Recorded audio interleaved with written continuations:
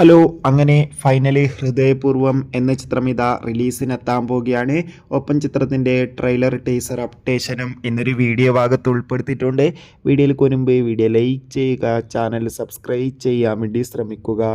മോഹൻലാൽ, മാളവിക മോഹൻ എന്നൊക്കെ പ്രധാന കഥാപാത്രങ്ങളായെത്തി സത്യനന്ദിക്കാടിൻ്റെ സംവിധാനത്തിൽ പുറത്തുവരാൻ പോകുന്ന ചിത്രമാണ് ഹൃദയപൂർവ്വം. എല്ലാ സിനിമാ പ്രേമികളും ഒരേപോലെ ചിത്രത്തിൻ്റെ ഓരോ അപ്ഡേഷനും അറിയാൻ വേണ്ടി ഏറെ ആകാംക്ഷയോടെ തന്നെയാണ് കാത്തിരിക്കുന്നത്.